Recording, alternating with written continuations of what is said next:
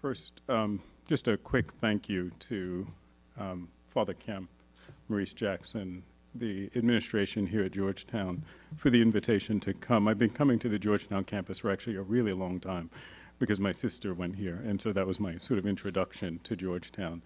And it's really quite an honor to be invited back to give a talk, and particularly to give a talk on this topic at this moment. In August 1797, shortly after his final term in office, President George Washington rode horseback to the Catholic College in Georgetown, a settlement that the state of Maryland had ceded 6 years earlier to the federal district. In 1789, John Carroll had founded the college. Carroll was the nation's first Catholic bishop and a former Jesuit. Pope Clement XIV had suppressed the Society of Jesus in 1773, and that lasted 41 years. Georgetown President Louis Guillaume Valentin de Bourgh and a small faculty of French and Creole Sulpicians and ex-Jesuits from the United States, the West Indies, Ireland, and continental Europe greeted General Washington. Washington spoke to the faculty and a larger body of students from the porch of Old North, the second academic hall on campus. I would argue that enslaved people completed that scene. Slaves belonging to the faculty and officers and slaves owned or leased from local craftsmen and merchants labored at Georgetown during its first 4 decades. The Catholic clergy owned several estates, Maryland slave plantations, that funded their missions, including the college and St. Mary's Seminary founded in 1791. In fact, the college had an account with the local tobacco merchant, Brooke Beale, before it had a single student. The vice president governed the campus servants, and the records offer glimpses into the routineness of that business of slavery on campus. In 1793, the merchant Thomas Corcoran received, and I'll quote, cash for 1 pair shoes for Negro Nat. 2 years later, the officers paid cash for Negroes Joseph and Watt for 3 days' work. In December 1798, they agreed to board 4 Negro children at $20 each with Margaret Medley in town. If George Washington's visit to Georgetown confirmed the incorporation of Catholics into the United States, then the enslaved people on campus captured the economic forces binding the new nation. Georgetown was a product of the American, French, and Haitian revolutions. Exiles of the Atlantic uprisings dominated the college, and it was a beneficiary of the slave economies that excited that age of political transformation.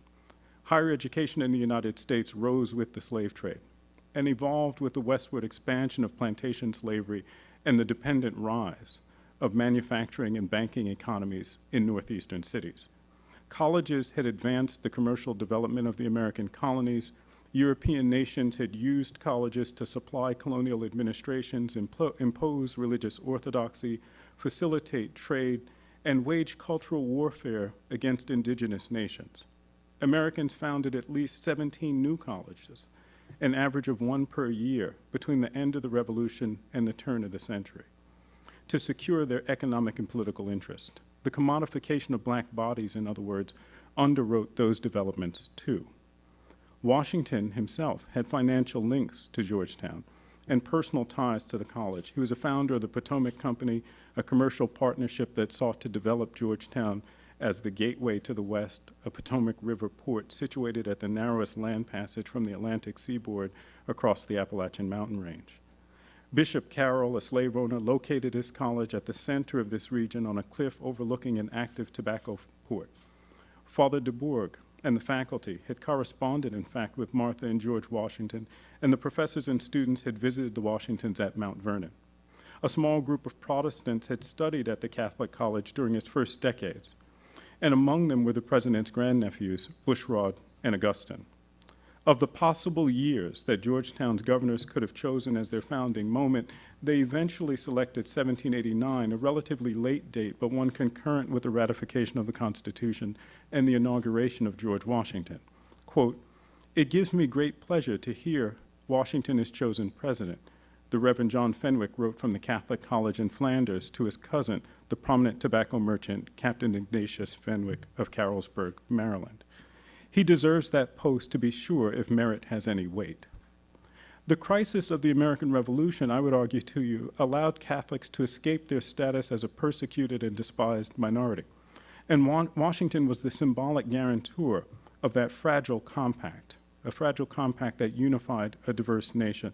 In many ways, the symbolic guarantor of the security of the transition from a colonial system based on denominationalism to a federal system under the Constitution.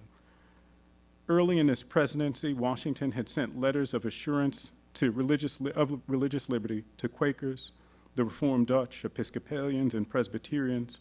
He replied to a plea from the nation's Roman Catholics signed by John Carroll and several lay leaders, including Carroll's cousin, Charles Carroll of Carrollton, with an affirmation of freedom of conscience and faith. A few months later, the president promised the Jews of Newport, Rhode Island, a government that, quote, gives to bigotry no sanction, to persecution no assistance. His response to the Carrolls also acknowledged the sacrifices of Catholics, domestic and foreign, during the Revolution. The inclusion of Catholics in the citizenry rewarded their wartime contributions, but commerce opened this era of interdenominational concord and undergirded this political confederation. In fact, earlier in North American history, the experience of Catholics was quite different. In late 1633, 3 English Jesuits, Fathers Andrew White, John Gravener, and Thomas Gervais, set sail for Maryland aboard the Ark and the Dove. The ships landed first in Barbados, which had a population of English and Irish Catholics. The captains then piloted the vessels through the Caribbean before venturing up the mainland coast to Virginia.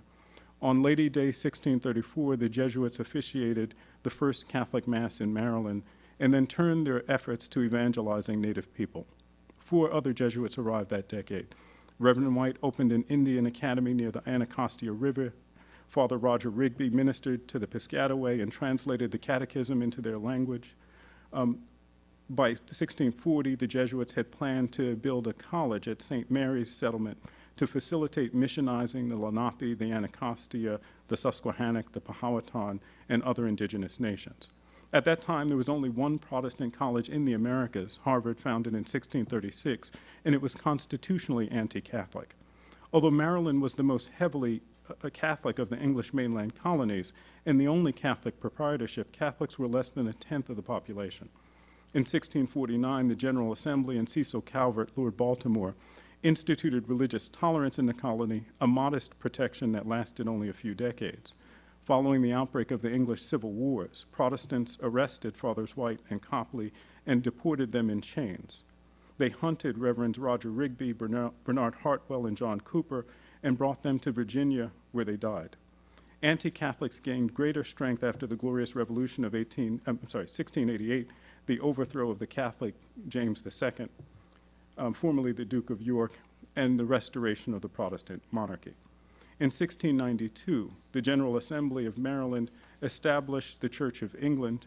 In 1704, it restricted the exercise of Catholic sacraments, prohibited Catholics from operating schools, limited the corporate ownership of property to hamper the religious orders like the Jesuits, and encouraged the conversion of Catholic children.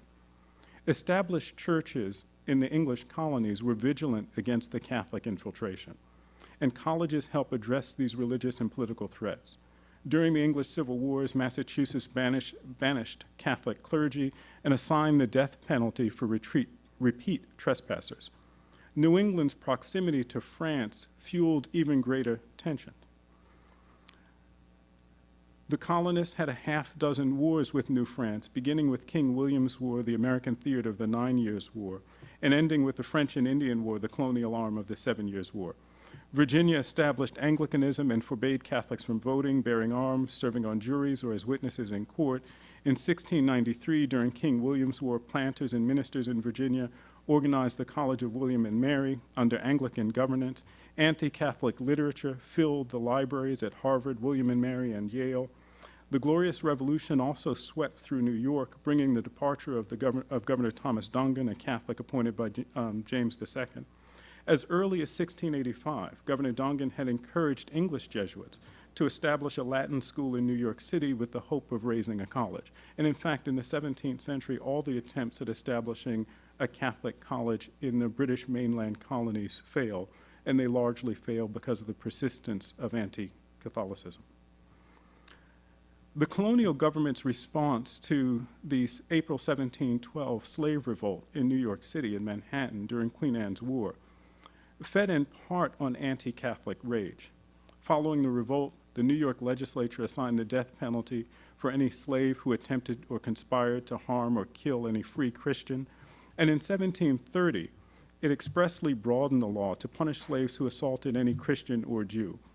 By that time, Jewish merchants such as Rodrigo Pacheco, Jacob Franks, Moses and Samuel Levy, Nathan Simpson, Isaac Levy, and Mordecai and David Gomez were trading enslaved people and goods between the Dutch and British Caribbean, the North American mainland colonies, Africa, and Europe.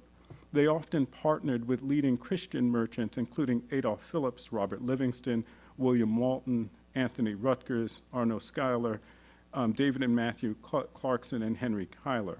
The 1741 slave conspiracy that shook New York City revealed how much commerce was actually shaping social relations. In April, as investigations began, you have an attempt of the non-Protestants to distance themselves from the revolt and from the violence that was going on.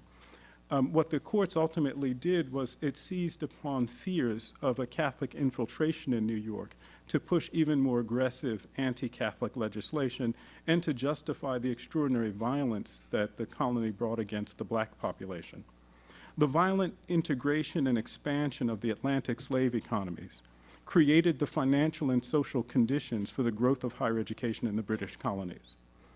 In less than a quarter century, actually following the New York Revolt, sequentially, in less than a quarter century, slave traders and other merchants in New England, the upper mid-Atlantic, and planters in the lower mid-Atlantic, the South, and the West Indies funded 6 new colleges. In other words, the number of colleges in the British colonies more than tripled from 3 to 10.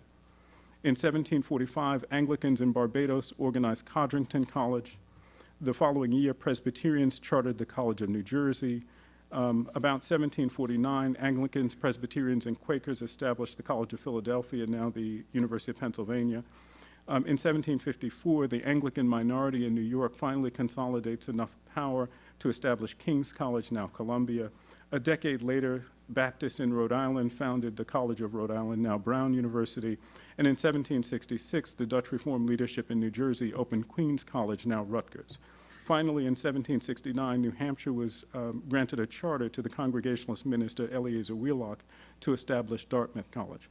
Each of those colleges was established with money that emerged out of the slave trade, that came out of the slave trade and out of slavery, and enslaved people were present at the founding moments. At Dartmouth, for instance, Eleazar Wheelock arrives in New Hampshire after he gets his charter with 8 enslaved black people, 7 adults and a child, meaning that Wheelock actually has more slaves than faculty, more slaves than trustees, more slaves than administrators, and an honest accounting would say he has more slaves than students. Jewish families in the colonies had used private tutors and small private academies to educate their children, but they gained some access to the new colleges. Donations from Jacob Rodriguez de Rivera and Aaron Lopez of Newport, Rhode Island, who were in the slave trade, and the planter and merchant Moses Lindo of Charleston, South Carolina, for instance, led the College of Rhode Island, now Brown, to admit its first Jewish students. The colleges in New York and Philadelphia also opened admissions. That's important because, in contrast, Catholics had access to no college in the British colonies. Ordered priests ran small academies and sent privileged youths abroad to complete their educations. A number of colleges in continental Europe specialized in training English and colonial Catholics. The cousins John and Charles Carroll, for instance, studied at the somewhat clandestine preparatory school at the Jesuits' Bohemia Manor plantation in Maryland. Eleanor and Daniel Carroll sent their son John to the Jesuit College of St. Omer in northern France. Elizabeth and Charles Carroll of Maryland sent their Charlie to the College of Reims. Robert Plunkett and Robert Molyneux, later the first 2 presidents of Georgetown, ventured from England to seminaries in continental Europe that specialized in training English Catholics. The young Louis Guillaume Valentin de Bourgh, Georgetown's 3rd president, left Cap Francois, Saint-Domingue, now Cap Haitian Haiti, to attend Saint-Omer. Another future president of the college, Stephen Dubuisson, sailed as a boy from Saint-Marc, Saint-Domingue, to study in France. Quote, "I shall never be able to repay the care and pains you have taken of my education," Charlie Carroll wrote to his parents, to his dear papa, it's actually addressed, while studying law at the Inner Temple in London. In fact, African slavery afforded these Catholics significant personal freedom. Charlie Carroll served as his father's business liaison while studying in Europe.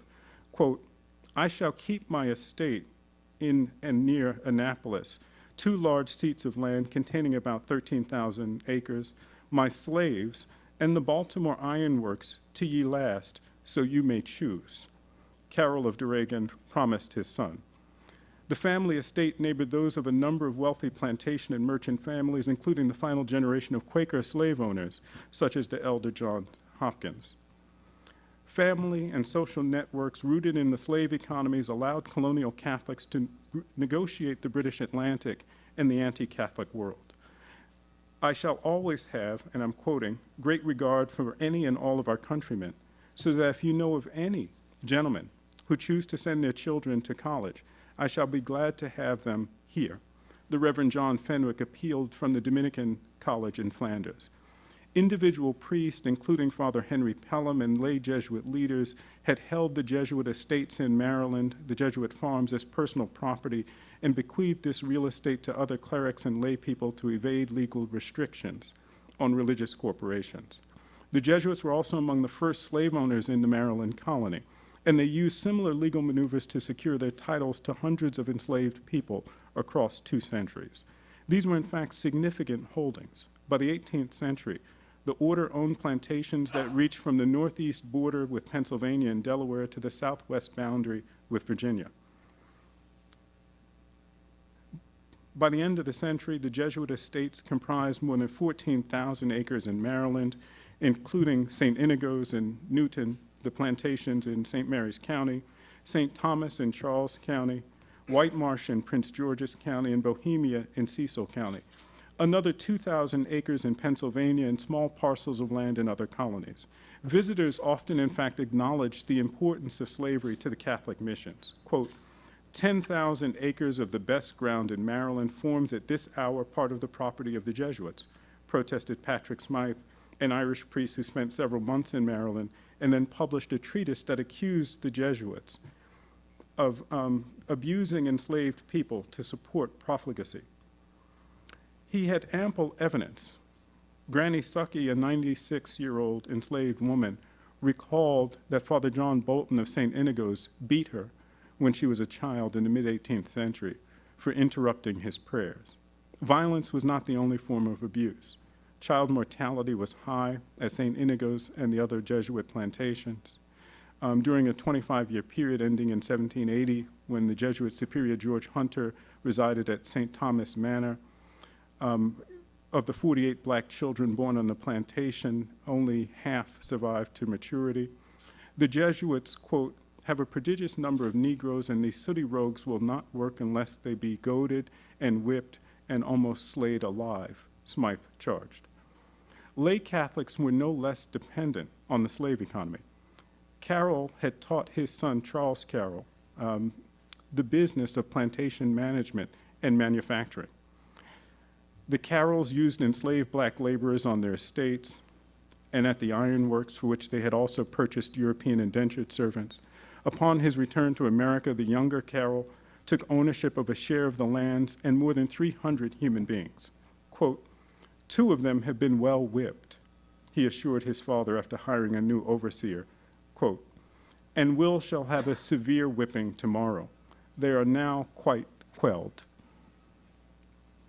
At the outbreak of the American Revolution, Charles Carroll could not vote, hold public office, or serve in the militia. His co-religionists from Georgia to New Hampshire also faced restrictions on their civil liberties. When he journeyed to the Continental Congress, he came not as a member, but as a mere advisor to the Maryland delegation. Carroll was a strident defender of political freedom who had described the tendencies of tyranny in the same colonial newspaper that ran advertisements for the family's runaway slaves. In July 1776, Carroll of Carrollton became the only Catholic signer of the Declaration of Independence. That August, Marylanders affirmed the right to the free exercise of religion for professing Christians. Another 50 years would pass, by the way, before the legislature approved a constitutional amendment to enfranchise the Jewish population. The American Revolution required, in fact, a radical transformation in the status of Catholics. Although Protestants in Ireland displayed significant sympathy and interest in the American Revolution, David Doyle concludes that they actually rejected a model of independence that required sharing political power with Catholics, quite different from the United States. Thus, "Long live the King of France" ranks among the more noteworthy chants of a colonial army that had acquired its military experience in wars against the French Empire. The United States accepted a peculiar dependence upon Catholic powers in the Atlantic world to achieve its independence. Benjamin Franklin sailed for Paris to serve as ambassador to the court of Louis XVI. Congress sent James Jay and Arthur Lee of Virginia to plead its cause before the Spanish crown. In September 1777, it authorized Ralph Izard of South Carolina to appeal for funds and support in Italy, where there was significant interest in the American conflict. For a war between the Protestant king of Great Britain and his Protestant colonists, the American Revolution was in fact an extraordinarily Catholic affair. Several French Catholic general officers advised George Washington, and the new United States government, they devised military strategies and even commanded colonial troops. The Americans embraced these Catholic allies. Yale granted an honorary degree to Conrad Alexander Girard, the French minister to the United States. The College of William and Mary paid the same tribute to General Chasseloup. The Reverend John Carroll preached patriotism, and 3 of his nephews fought under General Lafayette of France. Washington made camp at White Marsh, the Jesuit plantation, where also General Thomas Conway was headquartered. He sought Charles Carroll's advice on organizing Irish troops. The Catholic clergy set up a military hospital at their Newtown plantation. The United States commissioned a Catholic chaplain for the Continental troops. And the Father Robin, a priest under General Rochambeau's command, boasted of the enthusiastic crowds and extravagant official reception that greeted French forces in Philadelphia in early September 1781. The celebrants became even more raucous when they learned that French troops had just arrived in the Chesapeake. The French and Spanish crowns had given covert support to the American rebellion from its earliest stages. The colonists negotiated with Spain through France, through Paris, and Lafayette returned to France to appeal for direct military intervention. Spain attacked England's interest in South America and smuggled supplies to the colonists across the Alleghenies. In 1783, as the British evacuation continued, John Carroll called the clergy to White Marsh to draft a governing structure for the Catholic Church. The Corporation of Roman Catholic Clergy, which the Maryland General Assembly incorporated in 1792, was also to administer the financial affairs and take ownership of the Jesuit estates. Carroll's vision took shape as the slave economy recovered, and it focused on a region of the new nation with a long history of commercial and social interaction between Protestants and Catholics. The English invasion had disrupted slavery, and enemy troops had ransacked many of the Jesuit plantations. The British Navy had blockaded and occupied the Chesapeake Bay and Lower Potomac, empowering thousands of black people to escape the plantations and seek freedom. But in December 1784, Father James Walton ordered the slaves at St. Inigo's to begin building a new church. The following year, Father Carroll laid the cornerstone. Francis Neal, a future president of Georgetown College, later dedicated the church. The American victory and the subsequent unraveling of the French Empire set the conditions for institutionalizing the Catholic Church in the United States. In April 1789, George Washington was inaugurated in New York City. That same month, riots broke out in Paris, and in a few weeks, France was in the throes of rebellion. After mobs stormed the Bastille on July 14, 1789, the Marquis de Lafayette, General Washington's ally, took the key to that breached prison and sent it to Washington, his friend, as a souvenir.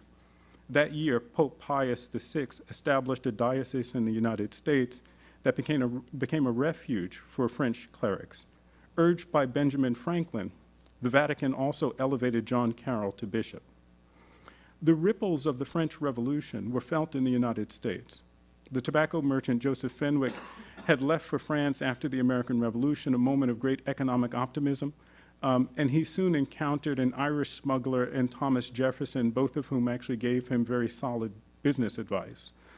But for the church, the most important thing that happened was during the first year of the Revolution, the National Assembly abolished aristocratic titles and curtailed the authority of the Catholic Church in France. The Sulpician John du Bois fled Paris in disguise, and in August 1791 landed in Virginia with letters of introduction from General Lafayette. The Lees, the Randolphs, the Monroes, the Beverleys assisted the young priest. Patrick Henry tutored him in English. By the time that he was being tutored, enslaved people on the island of Saint-Domingue, now Haiti, France's most valuable colony, were in full rebellion. Hundreds of French and Creole families relocated to Maryland with assistance from the state to basically wait out these respective revolutions. The Atlantic rebellions allowed Bishop Carroll to create a network of colleges and seminaries and to project the Catholic Church across the United States. After opening Georgetown in 1789, the bishop turned his attention to helping the Sulpicians organize a seminary. The anti-church and anti-clerical thrust in France threatened the Sulpicians' Parisian academy, and they began fundraising and recruiting European students for Maryland. In 1791, as the first class was entering Georgetown, the French priest opened St. Mary's. Quote, all our hopes are founded on the seminary of Baltimore, Carroll declared. In 1792, the bishop dispatched a group of Dominicans who had come to Maryland as refugees to the rapidly growing territory of Kentucky. Catholics were not the only Americans to recognize the opportunities in Europe's instability, particularly the Haitian and French revolutions. George Washington and Thomas Jefferson in 1795 actually briefly plotted to relocate the entire College of Geneva to the United States to help build their nation. Georgetown was, in other words, a child of the Atlantic rebellions. Emigres from the revolutions in France and Haiti filled the faculty and the student body. The first class included Francois and Antoine Casse, students from France, Madeira, Martinique, St. Lucia, Guadeloupe, Cuba, St. John, Saint-Domingue, and Santo Domingo arrived in the following years. By 1798, the college governors were actually publishing the prospectus in English, French, and Spanish. Among the earliest presidents were Father Louis Dubourg and Stephen Dubuisson, born to slaveholding Creole families in Cap Francois and St. Mark, respectively, key sites in the slave unrest that led to the Haitian Revolution. Reverend Dubourg traveled to Havana, Cuba, with the hopes of opening a college there, and when that effort failed, he returned to the United States, recruiting Cuban children to the Maryland colleges. Quote, to American commerce, may it ever derive greater pride from the distress it has relieved than from the wealth it has accumulated. The guest toasted at a feast on the evening of January 9th, 1809. Quote, the concourse of French and American ladies and gentlemen was numerous and brilliant, the Maryland Gazette praised. Creoles from Haiti came to honor the West Indies trader Duncan McIntosh and other merchants and captains who had risked their vessels and money running rescue missions to Haiti to bring the white Creole population to the United States. Father Dubourg presented McIntosh with an award for his humanitarianism. He was credited with saving more than 2,000 people.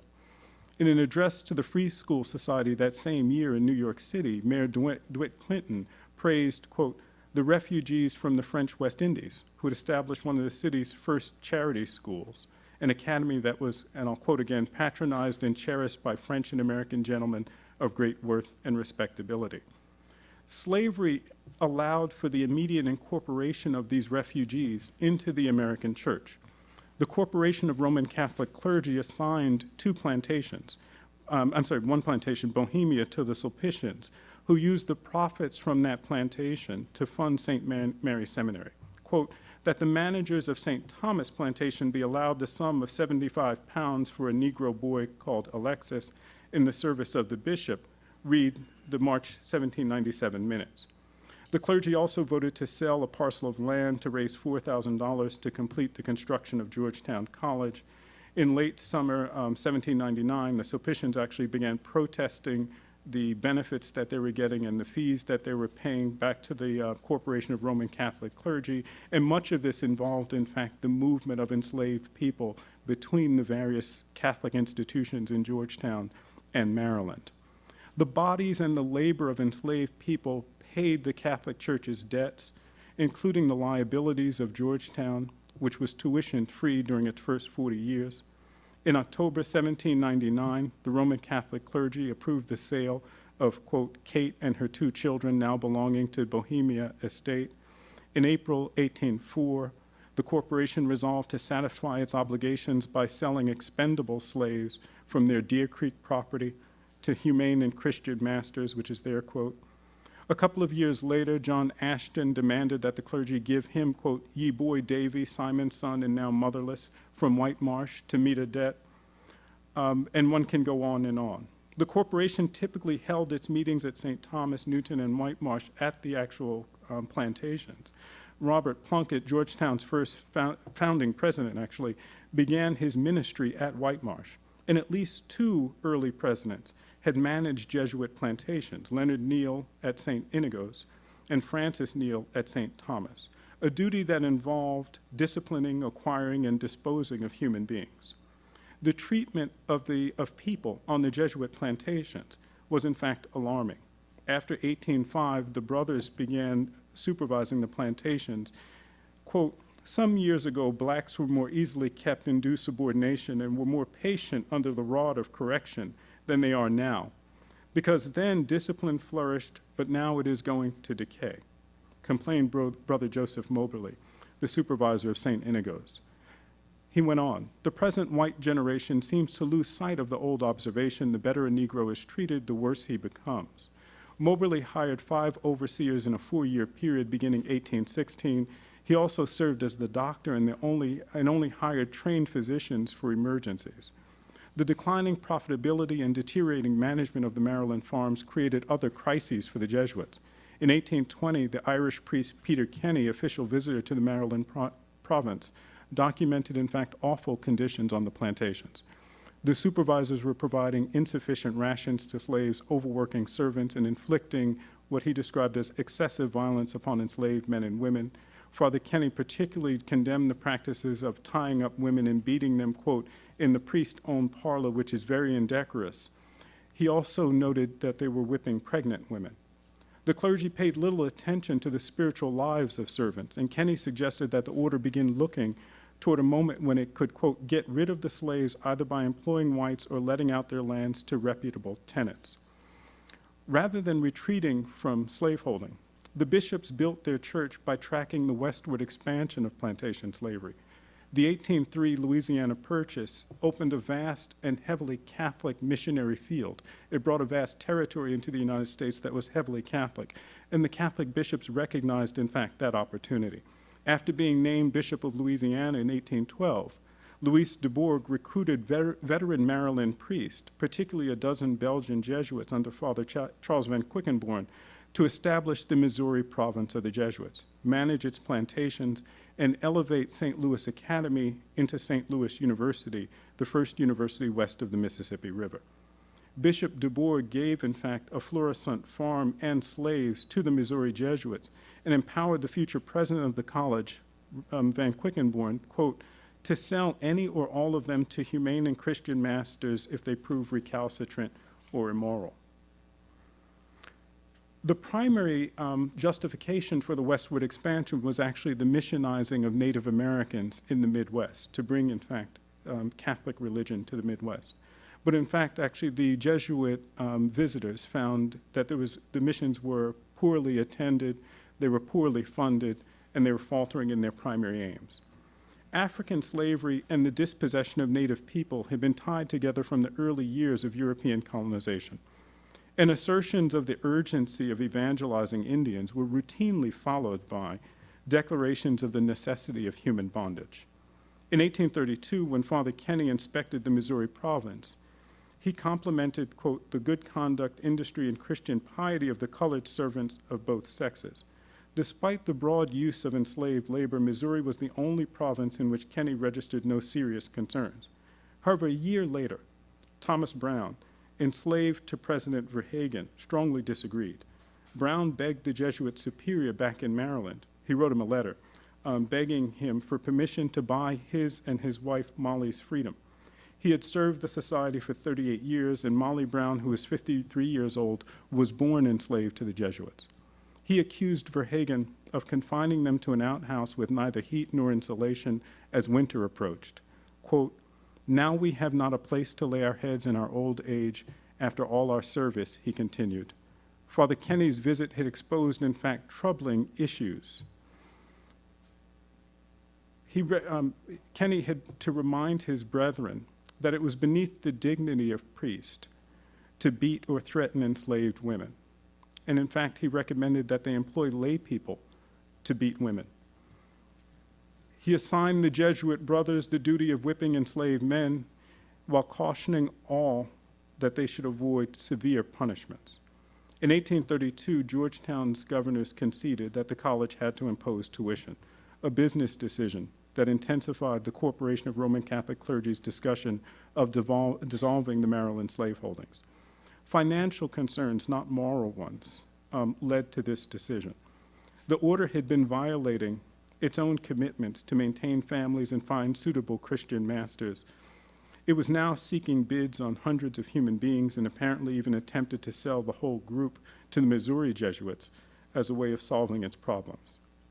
In June 1838, as Professor Rothman has pointed out, Thomas Maletti, president of Georgetown, actually negotiates the sale of 272 men, women, and children to Louisiana, and beginning that fall, the Jesuits shipped their slaves to Louisiana in 3 cargoes. About 15% of the profits went to pay down Georgetown's debts. That wasn't the end of the relationship between Georgetown and slavery.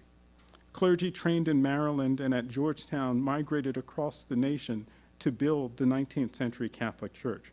Belgian and French priests governed the expansion into regions opened by the Louisiana Purchase and Indian removal. John Du Bois left St. Mary's to become the Bishop of New York and was succeeded in that seat by one of his most famous students, the Irish immigrant John Hughes. Hughes went on to establish Fordham University, where I went to school, the first Jesuit college in New York City. John Hughes had paid his tuition at St. Mary's because he was impoverished, paid his tuition at St. Mary's in a deal with Father Du Bois, who was president at the time, and he worked off his tuition by supervising the servants in the college gardens. In 1843, Thomas Maletti, the president of Georgetown, who negotiated the sale of the 272 people, became the charter president of the College of the Holy Cross, the first Catholic college in New England. John McElroy, who also departed from Maryland, founded Boston College. Neither the Jesuits nor the antebellum Catholic Church disengaged from human bondage with the Maryland sale. Rather, both followed the path of plantation slavery in search of influence and affluence. African slavery had repeatedly rescued the Catholic community through a century and a half of oppression in the Protestant colonies.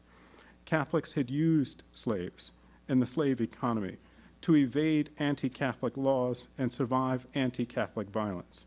They embraced human bondage to secure their own liberty. The pro-slavery and anti-abolitionist tradition in the Catholic hierarchy began not with the arrival of the Irish in the 19th century, but with the emergence of the Catholic Church as a legal institutional church at the end of the American Revolution, or perhaps even earlier in its history when slavery allowed Catholics to survive in an anti-Catholic English world. The Atlantic slave economies laid the foundations of the Catholic Church in the United States and underwrote the creation of a national church that helped to integrate future waves of Catholic immigrants. Thank you.